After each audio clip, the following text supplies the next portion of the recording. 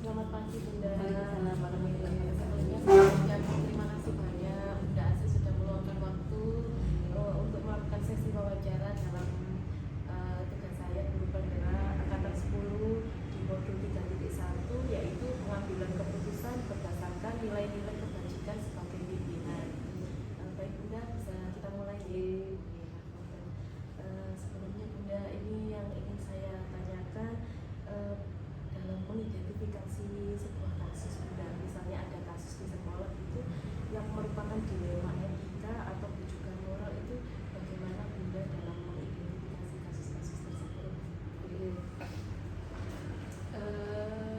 Memang di sekolah itu tidak lepas dari masalah ya saya. Baik itu masalah guru maupun terutama masalah siswa.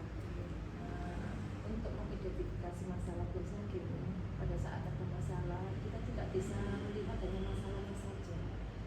Kita pasti harus berpikiran menyeluruh. Jadi misalnya anak kasus, ternyata kalau kita lihat jarang yang anak itu kasusnya dia sendiri. Biasanya mereka sudah bermasalah sejak dari rumah, baik itu pola pengasuhannya, kondisi keluarganya, sosial ekonominya, pola pendidikan orang tuanya, masyarakat sekitarnya. Itulah yang biasanya menambah ya anak itu, untuk akhirnya ya mereka menganggap bahwa apa yang dilakukan itu bukan hal yang biasa, kan biasa. Jadi bukan sesuatu yang menyalahi ya itu. Jadi memang harus diidentifikasi, termasuk dilihat sebagai, jadi tidak bisa langsung menjustis bahwa anak itu bermasalah, bisa Jadi diidentifikasi berdasarkan dilihat dulu kasusnya, latar belakangnya seperti apa. Terus untuk kira-kira Bunda dalam menjalankan keputusan di sekolah Bunda, terutama di kasus-kasus yang ada kepentingan yang misalnya sama-sama besar atau sama-sama mengambil nilai kebajikan, Bunda dan itu dilema seperti itu, bagaimana Bunda mengambil keputusan? Kadang-kadang kita memang mengalami di sekolah ya itu pilihan yang sulit, tapi bahwa yang kita ambil itu luar biasa ya. Kita itu biasanya kita ya merenung, mengotak-atik masalah, kita juga pikirkan akibatnya. Biasanya kita ambil risiko yang paling kecil. Risiko yang paling kecil itu misalnya begini, misalnya yang berkelahi dua anak, terus dua anak itu, yang satu katakanlah anak yang kaya, yang satu tidak punya. Nah ini misalnya harus cari sekolah lain, maka ini yang dilepas itu yang kaya. Jadi yang kaya karena dia bisa membiayai hidupnya. Jadi kenapa seperti itu yang kita jadi yang tidak sembuh, tapi yang kaya. Karena yang di sana kan misalnya ada tarian, ada apa. Kalau di sekolah kita kan tidak ada tarian gratis, jadi menjamin anak-anak yang nggak kaya pun bisa sekolah di sini, tapi sekolah lain kan belum tentu. Jadi karena itu seperti itu. Jadi kalau berpikirnya untuk kepentingan anak, jadi keputusan yang kita ambil itu dua-duanya bisa sekolah gitu loh. Permasalahannya selesai, ya harus pisah kan sayang. Dua anak ini harus dipisahkan, nggak bisa dalam satu sekolah. Maka salah satu kan harus pindah. Nah yang dipindah itu anak-anak yang secara ekonomi dia mampu, bisa nanti di sekolah yang lain yang berbeda itu bisa menghidupi dirinya sendiri. Diambil keputusan seperti itu. Sebentar saya nampak banyak nanti alhamdulillah. Terus dalam permasalahan seperti itu, kira-kira prosedur seperti apa yang Bunda lakukan dalam pengambilan keputusan? Misalnya yang Bunda anggap efektif dalam kasus dilema etika itu, pengambilan keputusannya berkoordinasi dengan siapa, misalnya seperti itu ya. misalnya yang pertama memang kita coba pahami masalahnya, kita identifikasi masalahnya, terus kira-kira di masalah itu siapa saja yang terdampak. Terus kita juga mencoba menggali informasi ya, menggal informasi terkait masalah itu.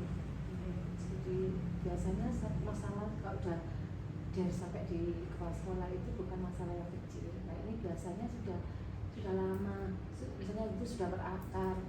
Jadi itu istilahnya puncaknya.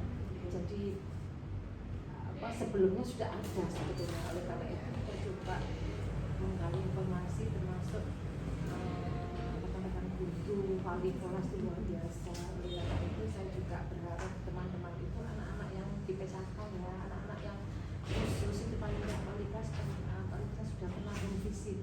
Jadi nggak perlu anak yang nggak perlu misalnya semua dipilih mawon itu yang urgent itu yang dalam tanda yang peta itu anak-anak ini anak rawan itu bisa rawan depo, mungkin anak-anak yang kurang mampu, anak-anak yang kurang pintar, anak-anak yang kecenderungan itu bermasalah. Ini di home visit itu supaya nanti pada saat ada sesuatu kita sudah mengantongi informasi mengenai keluarga dia, mengenai apa istilahnya sehari-hari di rumah, di masyarakat bagaimana. Itu akan membantu kita untuk memutuskan pada saat ada masalah yang berhubungan dengan mereka. Kita juga sebetulnya sudah menggali informasi melalui wali kelas, melalui keluarga, kemudian menyuruh wali kelas untuk mengisi mengidentifikasi siapa yang urgent. Iya, visit itu meskipun sebelum ada permasalahan jadi pada saat ada masalah kita sudah siap. Jadi informasi yang netral. Jadi kalau sudah ada masalah kan orang itu kok guruku apa ini lah iso ae jawabannya. Tapi kalau jam-jam kita ke rumah kenapa pembuatan silaturahmi apa sinaune Mas Arya niki biasanya dalut film jam pinten nggih Bu jam 11 kok jam 11 telepon di mau niku lho kali kanca-kancane ngene lah. Ini kan kita bisa tahu kehidupannya di rumah seperti apa. Berarti itu Bunda misalnya bilang ke wali kelas agar mereka itu memantau siswanya yang sekiranya bermasalah, kemudian melakukan home visit sebelum timbul permasalahan. Iya, jadi punya peta. Wali kelas punya peta. Ini anak-anak saya yang aman, ini anak-anak saya yang begitu perhatian, secara ekonomi kurang, ini yang pergaulannya harus butuh pantauan dari sekolah, ini yang orang tua harus diundang ke sekolah. Dan kira-kira hal apa saja yang menurut Bunda agak efektif dalam pengambilan keputusan?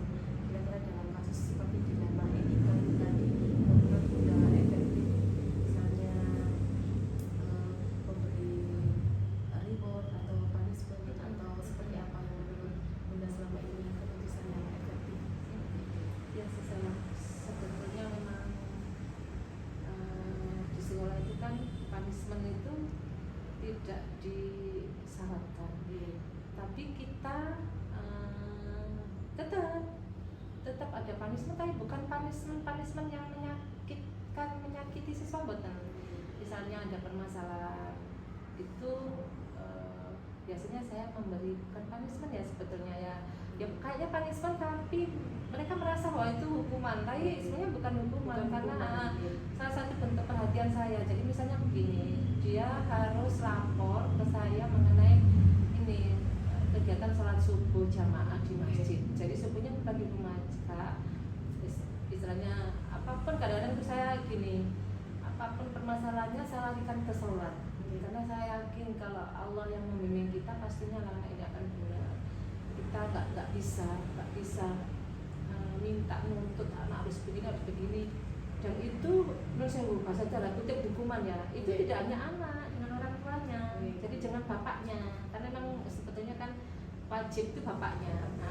Jadi sekaligus juga bahwa anak yang bermasalah itu kita tidak tahu ternyata itu dia hidayah dari Allah untuk membetulkan orang tuanya. Yang selama ini misalnya saya tanya itu mesti loh Kak, esok jam berapa? Jam 5 pun berarti gak sholat subuh. Kalau dibangunkan sama bapak jadi loh kan ibu itu mungkin saya film. Nah seperti itu kan kita nggak bisa membetulkan anak kalau orang tuanya.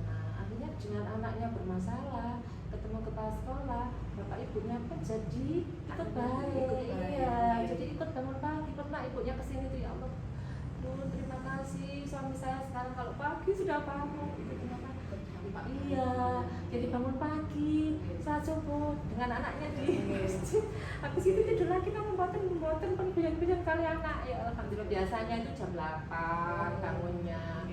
Mandi langsung berangkat, makan pun tidak sempat. Ternyata sekarang pagi longgar sekali, bisa bantu saya Bu bersih-bersih porak-porak. Ya Allah, terima kasih Bu. Itu hal Itu berdampak baik. jadi kan saya biasanya lari ke situ. Jadi itu pun juga orang tua tidak marah meskipun berat ya. Ada sih Bu hukuman lain, saya tidak menghukum kok Pak. Itu Bu, ya Allah, itu jangan sobo, justru sobo itu Pak. Jadi luar biasa nih. Dan nanti anak itu akan apa, bapak itu akan jadi teladan betul untuk anaknya.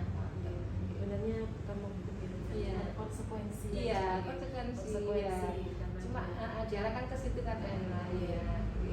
Jadi dalam pengambilan keputusan kira-kira apa yang menurut Bunda ada tantangan dalam kasus di rumah etika? Misalnya tantangannya seperti apa Bunda dalam menangani Rumah kasus etika itu contohnya yang seperti apa ya, yang rumah etika itu? di rumah etika itu antara misalnya benar dengan benar. Oh iya. Jadi gini, di rumah etika itu biasanya mencermati tentang yang bahaya itu jika kasus siswa yang misalnya ini hati-hati, karena kan hati-hati pada saat kita mengambil keputusannya salah, maka misalnya aku dan orang tua bisa tidak terima. Kalau sudah tidak terima itu sudah dia lepas dari orang tua, dia akan misalnya mengapunten ada LSM, ada apa seperti itu orang tua. Oleh karena itu pada saat ada dilema positif seperti ini, kita coba jika dua-duanya, istilahnya dua-duanya ya tidak salah, tapi dua-duanya juga tidak benar. Oleh karena itu harus paham, ya harus paham. Termasuk saya sampaikan, jadi misalnya ada satu kasus ya, dua anak ini putusannya itu harus mutasi salah satu. Nah ini meskipun nanti di benak saya nanti yang mutasi harus A, karena A itu secara ekonomi dia mampu. Kalau B ini misalnya yang mutasi bisa-bisa tidak sekolah, karena mungkin di tempat lain dia harus membayar, tidak bisa bayar. Kalau di sini kan gratis. Nah, oleh karena itu bagaimana caranya saya ke orang tua A ini nyampaikan dulu supaya beliaunya untuk menyelamatkan putri kita. Barangkali menjelaskan, saya ada teman di SMP 2 pun juga sembilan bagus, ada teman barangkali punya kerso menyelamatkan anak kita, bagaimana. Nah seperti itu. Jadi itu di rumah positif kayaknya ya, tantangannya jadi memang luar biasa. Kalau kita salah nyampaikan, bahasa kita salah, merasa bahwa dia mungkin jadi nanti di negatif. Kok seperti itu malah dia terima kasih Bunda, nak saya diselamatkan ya, meskipun jauh dari saya, tapi saya selalu berdoa untuk keberhasilan dia. Tapi kalau ini yang terbaik, nah itu malah dia terima kasih, diingatkan dulu, mana disampaikan, diberi solusi yang seperti itu. Berarti Bunda apakah memiliki jadwal tertentu misalnya menyelesaikan kasus itu? Misalnya Tidak saya. Kalau kasusnya anak-anak itu kan biasanya tiba-tiba. Tapi kalau kasusnya guru biasanya saya jadwal itu guru gini rahasianya. Jadi misalnya ada guru yang bermasalah, itu biasanya satu guru, misalnya Bundaria. Saya ini jadi jadwal saya Bundaria. Satu hari ini saya akan mencari informasi mengenai Bundaria. Satu hari ini, tapi tidak satu hari. Besok pun Bundaria. Jadi paling tidak 3 hari tentang Bundaria ini tuntas sudah. Jadi saya akhirnya dapat informasi mengenai Bundaria. Tapi ini untuk guru-guru yang sama Bundaria sedikit ada bermasalah. Tapi kalau yang aman-aman saja yang important ya Kak.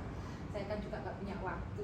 Tapi misalnya ada kasus guru yang bermasalah, entah saya coba 3 hari itu full itu sampai mungkin bagaimana di keluarganya, hari ini misalnya datang jam berapa, pulang jam berapa, apa saja kegiatannya di kelas, bagaimana, apa yang diajarkan ke anak-anak, responnya anak-anak bagaimana, termasuk habis ini beliaunya makan apa, makannya bagaimana, apa GoFood, apa bawa dari rumah, itu nanti saya evaluasi 3 hari itu sampai saya dapat informasi mengenai dia tuntas.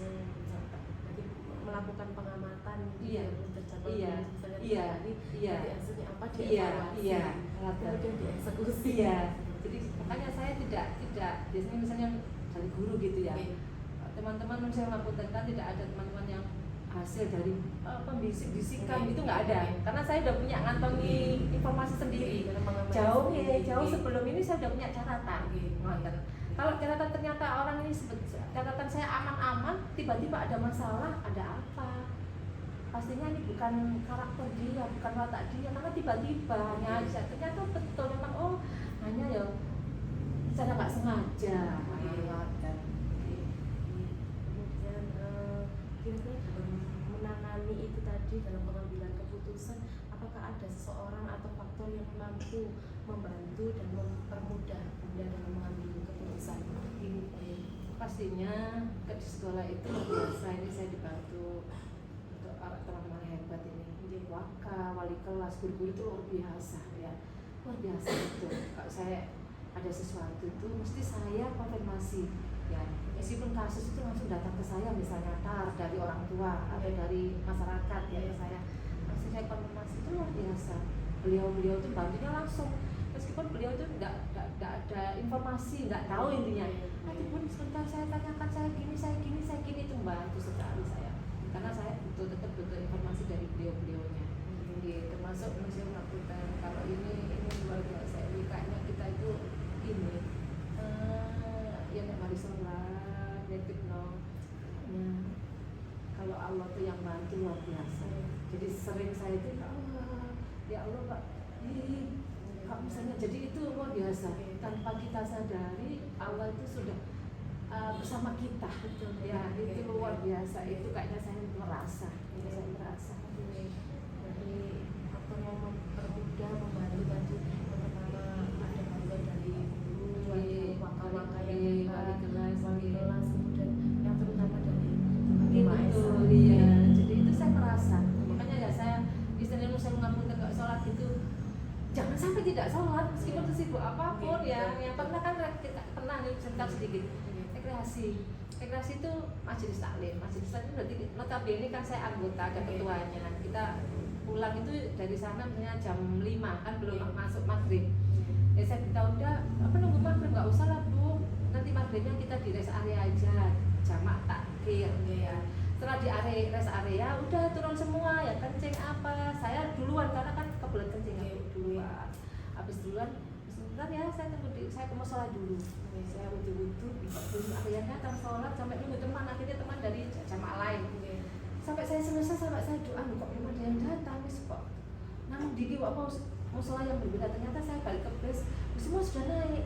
Saya bilang ke depannya, loh Pak, Kak sholat sama Pak, kok dia om aja. Dia gak iso sama dia om kelangan maghrib, jamak takhir. Jamak itu harus di perjalanan. Ya sampe kok mandek kok di musola, di masjid ini gitu loh, ndak itu satu base. Sama lho kalangan maghrib, saya beritahu sama kalangan maghrib apa? Bisa enak sama di oma kok jamak kan enggak boleh lah. Itu luar biasa ya Allah. Ternyata itu jangan sampai sesibuk apapun ya, memang Allah mempermudah dengan jamak istilahnya, tapi itu jangan ditinggalkan. Insyaallah Allah benar kok, kalau kita dekat ya Allah dekat, kalau kita jauh ya Allah jauh. Insyaallah. Benar, dari apa yang Bunda sampaikan, kira-kira pembelajaran apa yang dapat Bunda petik dari pengalaman dalam mengambil keputusan?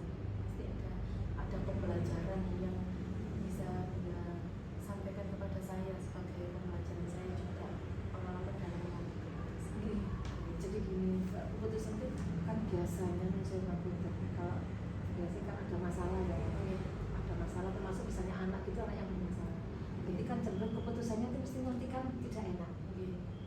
Ya, nek enak kan biasa, nanti ada keputusan tidak enak. Nah, tinggal kita ngemasnya. Pastinya keputusannya itu tidak enak, termasuk yang saya ngapunten. Itu anak ini misalnya harus mutasi, itu kan tidak enak. Itu ternyata yang berpengaruh itu bahasa kita ke orang tua, bahasa kita ke anak. Ya, meskipun pasti nggak enak, sedih, loro, orang tua juga, ya anak juga, tapi paling tidak yang bisa menghibur, yang bisa sedikit dia bisa terima itu jika bahasa kita benar. Bahasa kita itu bahasa yang memberi harapan. memberi harapan bahwa solusi ini memang harus diambil yang terbaik untuk anak. Jadi itu difahamkan pada orang tua dan anak. Meskipun nanti kalau anak itu tetap tidak paham, tetap bisa aku dihukum, tapi orang tua nanti paham. Kalau orang tua paham kan harapannya membantu anak untuk memahami bahwa apapun yang kita lakukan ada konsekuensi yang harus kita terima, ada tanggung jawab. Ya, mulai saat ini kita memang bertanggung jawab terhadap apapun yang kita lakukan. Pada saat ada istilahnya peringatan, ada peringatan yaitu ada peringatan ya itu ya sudah, kamu harus pada saat peringatan itu kamu abaikan, kamu memang istilahnya berusaha untuk istilahnya tidak mematuhi aturan ya, sudah tingkatkan, maka itu ada konsekuensi, harus bertanggung jawab yang harus kalian terima. Nah, itu berat, tapi kalau bahasa kita benar, orang tua itu bisa terima. Jadi bukan berarti anak itu dibuang boten, bahwa ini pembelajaran untuk hidupnya. Baik Bunda, ini sudah pertanyaan terakhir. Banyak sekali pelajaran yang saya dapat dari pengalaman Bunda dalam mengambil keputusan. Yaitu yang pertama, sebelum kita mengambil keputusan kita harus memantau dulu tadi. Kemudian setelah kita pantau baru kita bisa berkoordinasi dengan pihak-pihak yang terlibat. Setelah itu menjelaskan kepada yang bersangkutan bahwa semua pasti ada konsekuensinya keputusan itu. Kemudian Bunda juga mengajarkan saya bahwa setiap mengambil keputusan, cara penyampaiannya itu menggunakan bahasa yang baik, yang bisa diterima.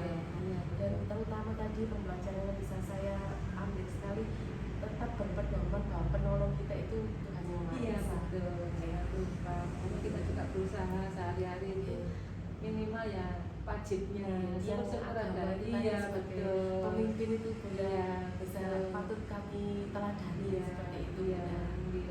Baik Bunda, terima kasih atas penjelasannya. Semoga ada hikmah dan manfaat yang saya dapatkan hari ini.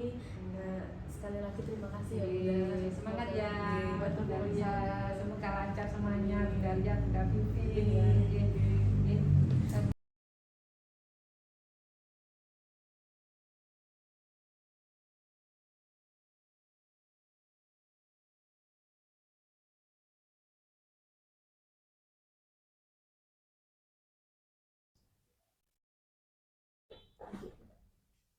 Assalamualaikum Bu, selamat siang. Waalaikumsalam. Ya, sebelumnya kami ucapkan mohon maaf dulu Bu, siang-siang mengganggu istirahat panjenengan. Kedatangan kami Bu, ini kami dari CGP Angkatan 10, itu rencananya mau menginterview atau wawancara Bu, kali panjenengan berkaitan tentang bagaimana panjenengan selaku kepala sekolah di SMA Negeri 1 Puri itu ketika memutuskan atau membuat sebuah keputusan itu terkait dilema etika. Dan itu tujuan kami datang ke sini Bu. Nanti kami berempat ini akan memberikan beberapa pertanyaan ke panjenengan secara bergantian. Monggo. Bisa kami mulai Bu? Monggo silakan. Untuk pertanyaan yang pertama, Bu.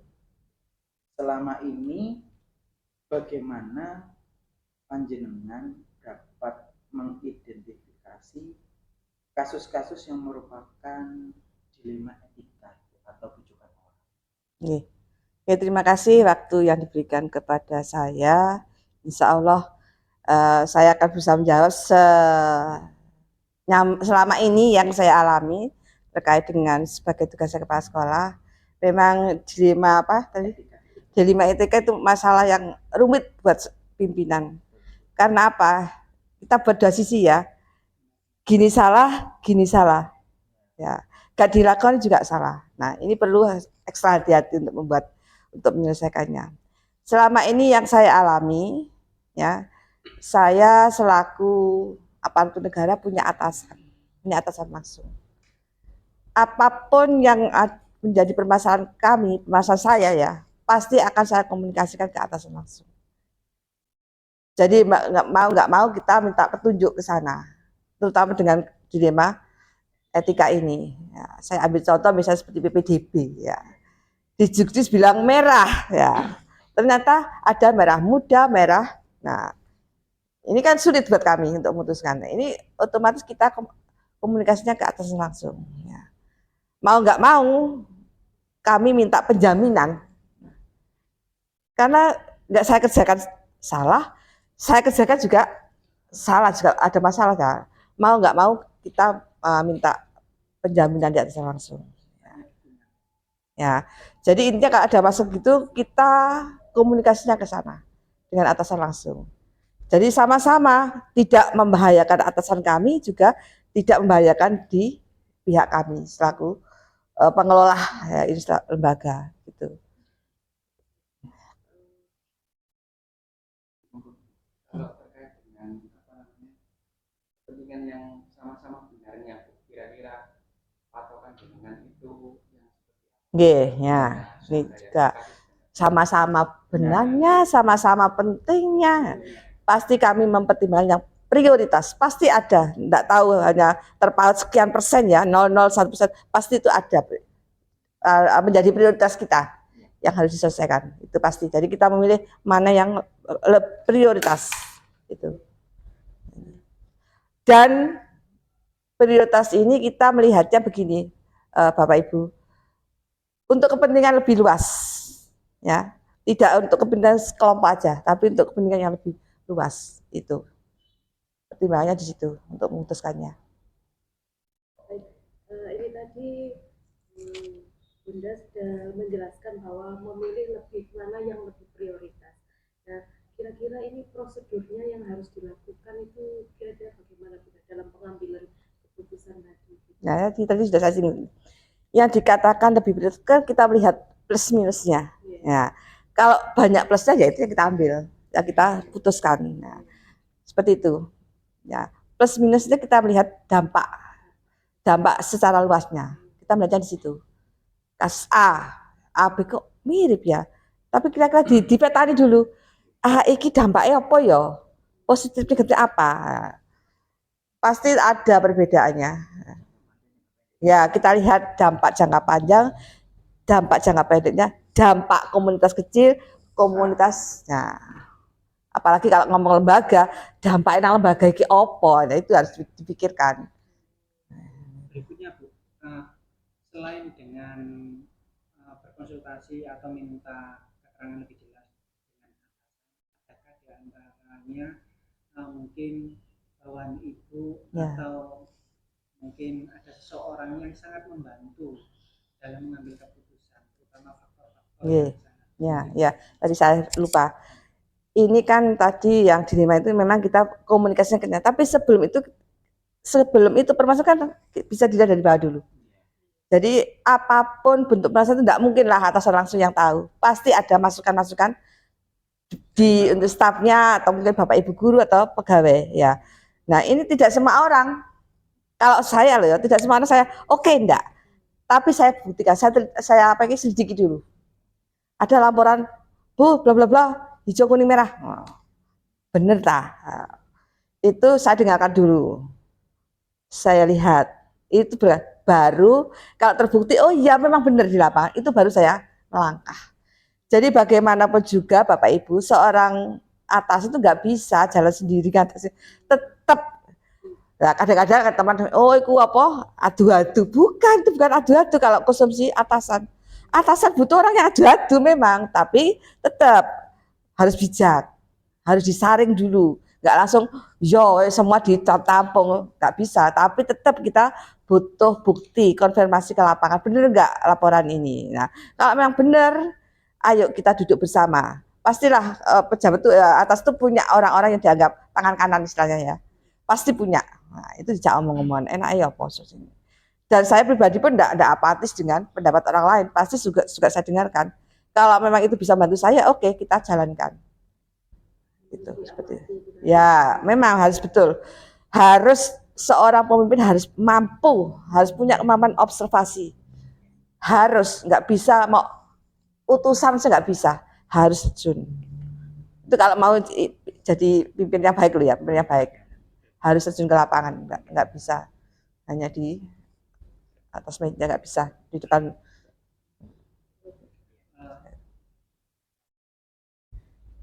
Baik Ibu, selanjutnya nggih. Tadi kan sudah panjang lebar dari panjenengan menyampaikan termasuk langkah-langkah dan prosedur yang panjenengan lakukan, terutama pembelian keputusan di SMA Negeri 1 Puri ya Bu ya. Tentunya kan pengalaman panjenengan banyak menghadapi masalah-masalah dilema etika.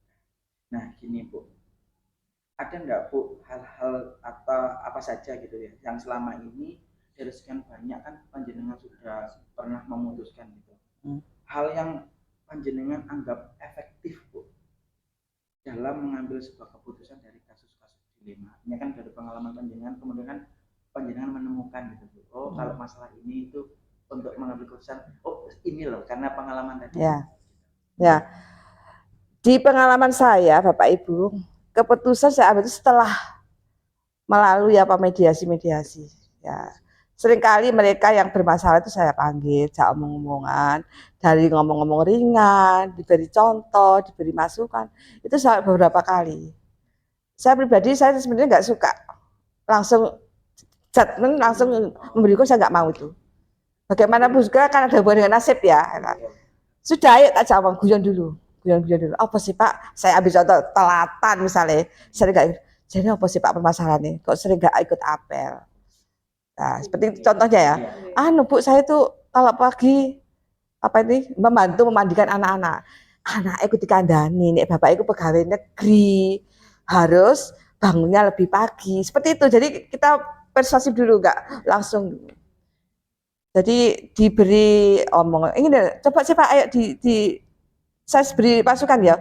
Guganan, nek kadang godhog banyu biar cepat segera mandi. Nah, gitu kalau kita belum dilakoni ternyata ya rata-rata ya iya Bu belum. Nah itu jadi mau saya itu kalau tak nasihati coba praktek no. Nah plus minusnya apa, kalau sudah mentok tapi sampai ini alhamdulillah saya nggak pernah sampai masuk ke kaca tidak pernah, saya selesaikan sendiri gitu ya. Iya memang harus ada pembinaan, dan itu salah satu ya mungkin kalau saya tidak mau membuat susah, kasihan saya jadi juga kembali ke saya, aku nek digonokno ya apa ya. Nah seperti itu. Kalau terkait dengan tantangan dari mungkin dengan tantangan kira-kira untuk kasus-kasus seperti itu apa saja? Ya tantangan saya ini begini Pak, sudah berulang kali saya tetap aja nggak berubah. Ya sudah saya biarkan, tapi yang menjadi tantangan yang di luar sana itu loh, dikira saya nggak beri pembinaan. Ya. Kalau sudah begini mau nggak mau saya buka di forum. Makanya sering kali Bapak saya dirapat ya langsung ngomong. Nah, ada yang jangan gitu tabu, itu kan pribadi nggak bisa. Karena apa? Karena ada beberapa kelompok yang menganggap saya nggak melakukan pembinaan. Saya kan nggak perlu ya Bapak Ibu ngomong sudah itu sudah tak bina, nggak perlu. Nah, tapi tolong saya tak bina itu berubah biar terbukti aku gimana. Tapi ternyata ya ada saja yang tetap nggak berubah. Nah, sudah saya biarkan, saya diamkan, sudah wis sakarepmu. Yang penting tugasmu pokok laksanakan. Itu pun kalau tetap ya nanti terpaksa. Tapi selama ini saya susah, saya kasihan banget. Antara kasihan sama ya makanya ya kadang gini ya, saya ingatkan gitu Pak, dino jalan sesuai dengan yang saya harapkan. Enggak minggu udah balik, kok balik meneh ya gitu kan. Ya gitu. Kok balik meneh sih Pak jenengan niku. Iya Bu maaf, ojo maaf bolak-balik berubah. Ya seperti itu saya kalau mengingatkan gitu. Berarti terkait pembinaan itu tadi kira-kira benar ini memiliki jadwal tertentu dalam menyelesaikan kasus pada dilema etika, misalnya menyelesaikan langsung di tempat atau seperti bagaimana? Nah, saya panggil biasanya. Jadi ada laporan, apalagi di Puri ini kan apa ya, untuk kehadiran Bapak Ibu guru di kelas itu terpantau banget. Jadi saya hari ini tahu sopo sing telatan, sopo sing berakhir pembelajarannya lebih awal, itu ada laporan semua. Nah itu saya lihat berapa kali saya expose, nggak berubah saya panggil. Tuh panggil. Ya Mina, apa kok seperti ini? Apa permasalahannya? Ini yang terakhir Bu. Nggih. Tadi Bu Yani sudah menjelaskan begitu banyak, panjang lebar dan sangat jelas sekali dan terperinci. Untuk kami sebagai calon guru penggerak ini, pelajaran yang bisa kami dapat sekiranya jenengan bisa menuangkan untuk kami berempat. Oke, terima kasih. Nah, ini guru penggerak ini kan memang eranya Mas Menteri ini kan menjadi primadona. Bahkan menjadi kepala sekolah, harus punya sertifikat guru penggerak. Ya. Tapi ya, saya berpesan kepada para guru penggerak, tolong ya, amanah itu dikerjakan sungguh-sungguh. Jangan sampai amanah itu enggak dikerjakan sungguh, wes sudah tidak berguru penggerak, kok tiba-tiba kok ngono ae. Ya, enggak ada bedanya antara guru penggerak. Jadi tunjukkan ruhnya dulu apa sih guru penggerak itu. Nah, itu tunjukkan ke kami-kami yang di luar guru penggerak. Biar nanti kelihatan positifnya. Jadi jangan sampai guru penggerak tiba ya. Merdeka belajar loh. Diskusi ditinggal itu bukan merdeka belajar. Sakarpe dhewe jenenge. Bukan itu harapan pemerintah ya. Makanya saya kan sering ngomel-ngomel. Diskusi gitu gono, justru diskusi kok anak-anak butuh pendamping Bapak Ibu guru. Karena kalau ada masalah larinya kemana kan nggak bisa ngomong dengan sesama teman. Nah, gitu. Dan itu pun kan bisa diambil nilai karakternya. Nah seperti itu. Jadi saya mengingatkan atau menghimbau Bapak Ibu yang sudah punya gelar guru penggerak, tunjukkan. Ya. Oh benar tiba guru penggerak itu betul-betul ke depan akan sangat menopang, sangat menjadi motivasi untuk pendidikan di Indonesia itu lebih baik lagi. Ya, itu. Jadi apapun yang jadi imim kok jadi guru penggerak dari pas no, jangan dipikirkan itu, tapi tunjukkan positifnya guru penggerak itu apa di kami yang bukan guru penggerak gitu ya.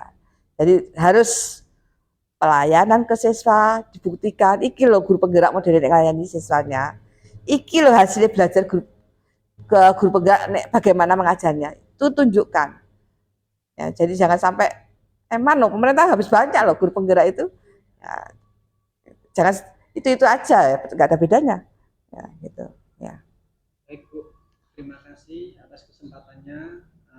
Untuk sebelum kita akhiri, saya akan kesimpulan dari penjelasan dari Bu Yani bahwa untuk memutuskan suatu keputusan yang lebih bijak antara dilema etika atau rujukan moral, yang pertama mengumpulkan data terlebih dahulu dari berbagai staf maupun bawahan, kemudian kita verifikasi apa data itu benar. Mungkin verifikasi ini bisa ditambah dengan pemimpin, atasan, kepala sekolah atau beberapa staf yang menjadi biasa, yang menjadi komunikasi, yang bisa sebagai orang-orang yang mendukung.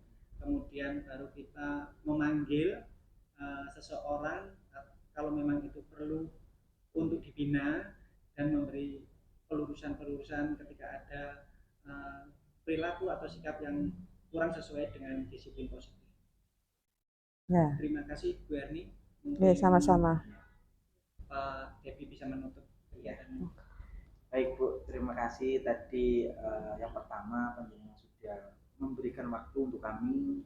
Terus tadi itu juga pengalaman yang luar biasa dari panjenengan yang selama ini sudah